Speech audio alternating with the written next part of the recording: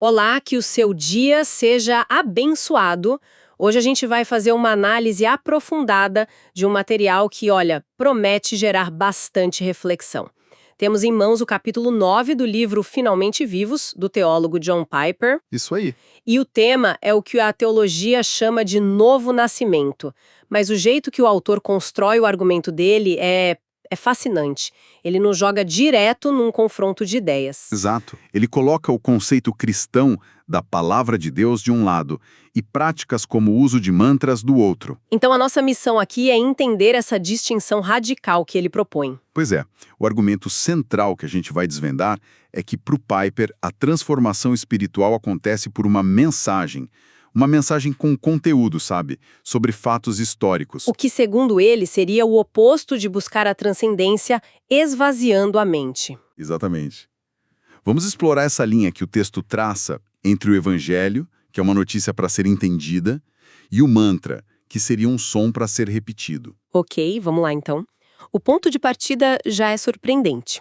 Ele diz que o famoso versículo de João, capítulo 1, no princípio era o verbo. Ou a palavra, né? Isso, a palavra. É muito usado por correntes místicas para justificar o uso de mantras. Ele até fala que ficou espantado com a quantidade de sites que fazem essa conexão. E é aí que a coisa começa a ficar interessante.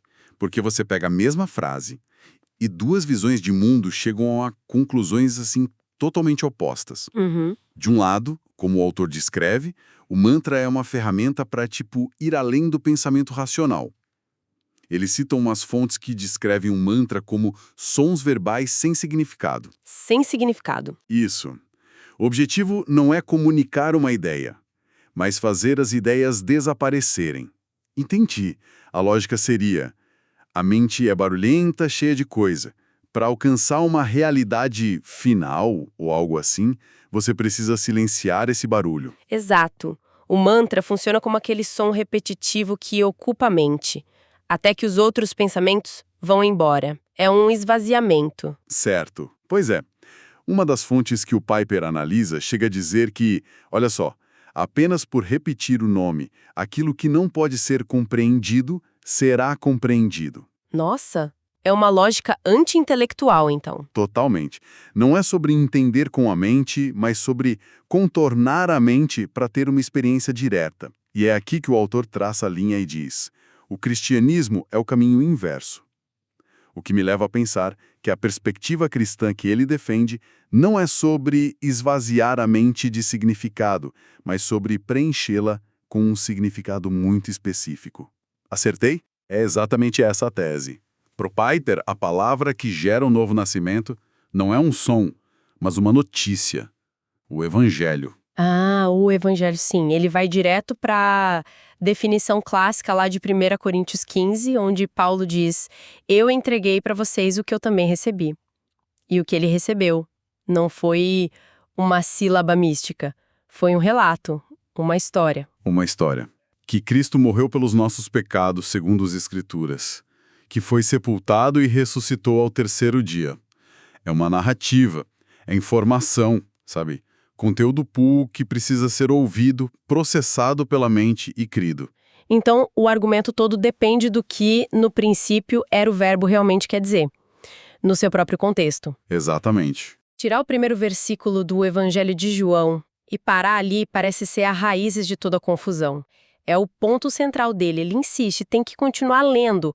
Se a gente parasse no versículo 1, a palavra verbo, ou logos em grego, talvez até desse margem para essa interpretação de uma vibração cósmica, mas o texto não para ali. Não para. Ele avança e define os próprios termos, sem deixar dúvida. E aqui é onde fica realmente interessante. O texto vai até o versículo 14, que é uma das declarações mais uau do cristianismo. Pois é. O versículo 14 diz: e o verbo se fez carne e habitou entre nós. Se fez carne. Aí, a conclusão do autor, dentro da lógica do texto, é inevitável. O verbo não é um som abstrato, não é uma energia, é uma pessoa. Uma pessoa histórica, concreta. Jesus Cristo. Alguém que entrou no tempo e no espaço, que comeu, dormiu, andou, falou. A palavra virou matéria. Isso cria um paradoxo total para outra interpretação, quer dizer, a lógica do autor é que não dá para usar uma técnica para transcender a carne, para escapar do mundo físico, Exato. para se conectar com uma palavra, cujo ato definidor foi justamente entrar na carne. É uma contradição. É uma contradição total, segundo a análise dele. E para amarrar essa ideia, ele conecta isso com outro texto, lá de 1 Pedro, capítulo 1, que diz que as pessoas nascem de novo mediante a palavra de Deus. Certo. E para não deixar dúvida se essa palavra é som ou mensagem, o próprio texto de Pedro esclarece depois. Ora, esta é a palavra que vos foi evangelizada. A conexão é direta. Explícita. A palavra que gera vida nova é a notícia, a boa nova sobre Jesus. É a história dele. Entendi. Se o evangelho é essa mensagem, e essa mensagem é o que gera a vida nova, isso me faz pensar na mecânica da coisa. Uma pessoa ouve, decide crer, e aí o novo nascimento acontece. Ou a ordem é outra? Ele mergulha de cabeça nisso, porque é uma das questões teológicas mais complexas, né? Sim, com certeza. Ele volta lá para João, capítulo 1, versículo 12. Esse versículo parece dar uma resposta bem direta. Diz que a todos quantos o receberam, deu-lhes o poder de serem feitos filhos de Deus, a saber, aos que creem no seu nome. A sequência parece clara. Primeiro a pessoa crê, depois ela se torna filha de Deus. A fé seria a causa. Parece simples, né? Ação humana, crer, leva a consequência divina. Mas, imagina que tem um mas.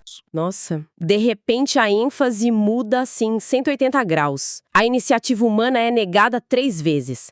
Não é por herança, não é por desejo humano e não é por decisão de uma pessoa. O texto insiste, a origem é só de Deus.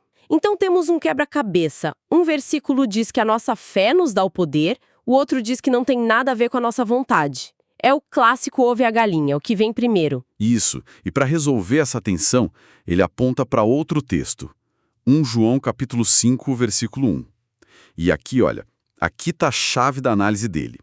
Ele cita a interpretação de outro teólogo, o John Stott, sobre os tempos verbais do grego original. Ah, a análise gramatical. Geralmente é aí que os detalhes importantes se escondem. Exato. E aqui vem o ponto que vira a chave. O versículo diz: todo aquele que crê que Jesus é o Cristo é nascido de Deus. Certo. A análise que o Piper usa, do Stott, mostra que a ação de crer está no tempo presente no grego. Isso indica uma ação contínua, algo que a pessoa está fazendo e continua fazendo. Ok. Mas a expressão é nascido está no particípio perfeito. Isso descreve uma ação que foi completada no passado, mas que os resultados continuam até o presente. Uau! Ok, peraí, vamos decifrar isso. A fé é uma ação contínua, no presente, mas o nascimento é um evento que já aconteceu, no passado. Exatamente. Isso inverte completamente a lógica de eu preciso crer para então nascer de novo. Inverte totalmente. A conclusão que o Piper adota é que a fé não é a causa do novo nascimento, é a consequência. E a evidência. Como o ver fumaça e saber que tem fogo. Perfeito. A sua fé contínua é a fumaça que prova que o fogo do novo nascimento já aconteceu lá atrás, por um ato de Deus.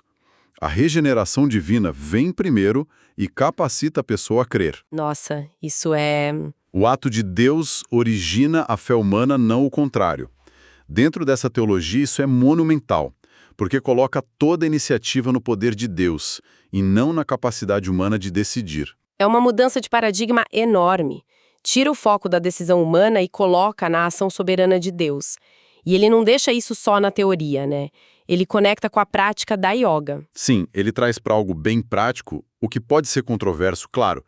Ele argumenta que a yoga e os mantras nascem da mesma raiz filosófica. Da mesma cosmovisão. Isso. E é importante notar que ele diz não estar falando de simples exercícios de alongamento, mas da filosofia tradicional por trás da prática. Ele até cita uma fonte que descreve a yoga como algo que deriva sua filosofia de crenças metafísicas indianas e o objetivo é atingir uma autoiluminação. E transcender mente e emoções. Exatamente. Então, para o autor, a conexão é direta. O mantra é a técnica para a boca, esvaziar a mente E a yoga seria a técnica para o corpo, para atingir o mesmo objetivo de esvaziamento. Essa é a conclusão dele. Ele resume de uma forma bem forte. Yoga é para o corpo o que o mantra é para a boca. Na visão dele, as duas práticas, na sua essência, visam um esvaziamento para alcançar um estado superior, o que seria, então, o caminho oposto ao do Evangelho. Fundamentalmente oposto. O ponto dele não é julgar a saúde física, mas alertar sobre as visões de mundo em jogo. De um lado, um caminho de esvaziamento para transcender. Do outro, um caminho para redimir o eu através do preenchimento da mente com uma história. Uma história específica. Exato. A advertência no texto é: entenda a cosmovisão por trás das práticas que você adota.